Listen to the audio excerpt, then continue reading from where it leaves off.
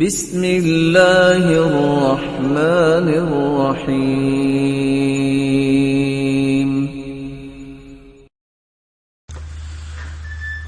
رسول اللہ صلی اللہ علیہ وآلہ وسلم نے اس لیے اس مبارک رات کے متعلق یہ الفاظ بول دیے تھے، من حرمها فقد حرم الخیر کلہ۔ صحیح الجامع کی روایت ہے 2247۔ اس رات سے جو محروم کر دیا گیا وہ بہت بڑی خیر سے محروم ہو گیا۔ ولا يحرم خیرها الا محروم۔ کتنی بڑی بات کہہ دی آپ صلی اللہ علیہ وسلم نے کہ اس رات کی خیر سے وہی شخص اپنے آپ کو دور رکھتا ہے جو واقعتاً رب کی رحمت سے محروم ہوتا ہے۔ اس سے بڑا محروم کوئی نہیں کہ جس کو اللہ نے اتنا مختصر موقع دیا کہ وہ زندگیاں عبادت اور ریاضت میں لگانے والوں کو اتنا مقام نہیں ملتا جتنا اللہ تعالیٰ ایک رات عبادت کرنے والوں کو اتنا مقام عطا کر دیتے ہیں۔ آپ صلی اللہ علیہ وسلم نے فرمایا، سیدنا ابو سعید خدری رضی اللہ تعالی عنہ اس روایت کی راوی ہے، من قام لیلۃ القدر، جو لیلۃ القدر میں قیام کرتا ہے۔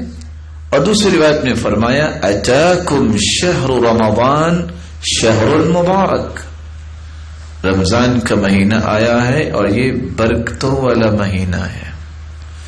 وفیہ لیلۃ ہی خیر من الف شہر من حرم خیرها فقد حرم۔ اس میں ایک رات ہے جس کو لیلۃ القدر کہتے ہیں، جو اس رات سے محروم ہو گیا وہ اللہ ذل جلال کی بہت بڑی رحمت اور خیر و برکت سے محروم ہو گیا۔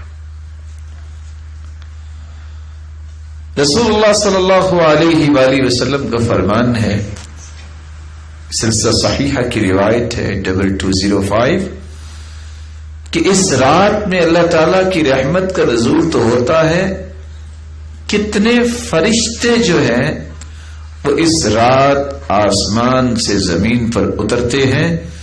سیدنا ابو ہریرہ رضی اللہ تعالی عنہ سے مروی ہے، رسول مقبول صلی اللہ علیہ وسلم کا فرمان ہے، لیلۃ القدر لیلۃ السابعہ او التاسعہ وعشرین، یا تو 27ویں یا 29ویں رات ہوگی۔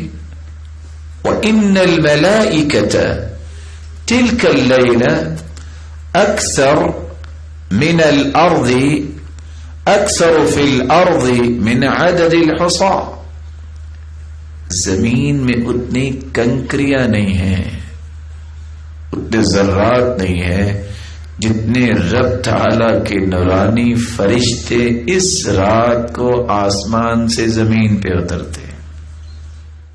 یا ایھا الانسان ما غرک بربک الکریم۔